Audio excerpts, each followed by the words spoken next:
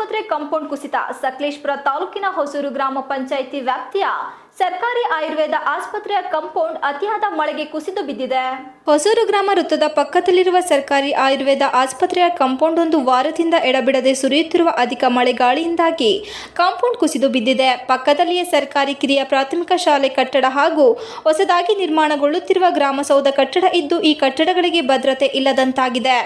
ಉಳಿದ ಕಟ್ಟಡಗಳಿಗೂ ಹಾನಿಯಾಗುವ ಸಾಧ್ಯತೆ ಇದ್ದು, ಕೂಡಲೇ ಸಂಬಂಧಪಟ್ಟ ಅಧಿಕಾರಿಗಳು, ಗ್ರಾಮ ಪಂಚಾಯಿತಿ ಅಭಿವೃದ್ಧಿ ಅಧಿಕಾರಿಗಳು ಸ್ಥಳ ಪರಿಶೀಲನೆ ಮಾಡಿ ಸಾರ್ವಜನಿಕ ಕಟ್ಟಡಗಳು ಆಸ್ತಿ ಹಾಳಾಗದಂತೆ ಮುಂಜಾಗ್ರತಾ ಕ್ರಮ ವಹಿಸುವಂತೆ ವಸಂತ್ ಹೊಸೂರು ಮಾಧ್ಯಮದೊಂದಿಗೆ ತಿಳಿಸಿದ್ದಾರೆ.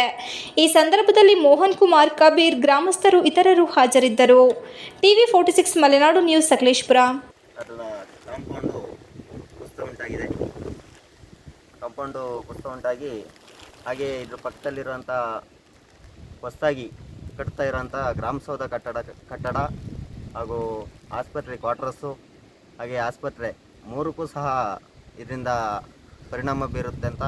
ಹಾಗೆಯೇ ಇದ್ರ ಪಕ್ಕದಲ್ಲೇ ಇರ್ತಕ್ಕಂಥ ಸರ್ಕಾರಿ ಪ್ರಾಥಮಿಕ ಶಾಲೆ ಕೂಡ ಶಾಲೆಯಲ್ಲೂ ಕೂಡ ಯಾವುದೇ ರೀತಿ ಗೆರೆಗೆ ತಡೆಗೋಡೆ ನಿರ್ಮಿಸಿಲ್ಲ.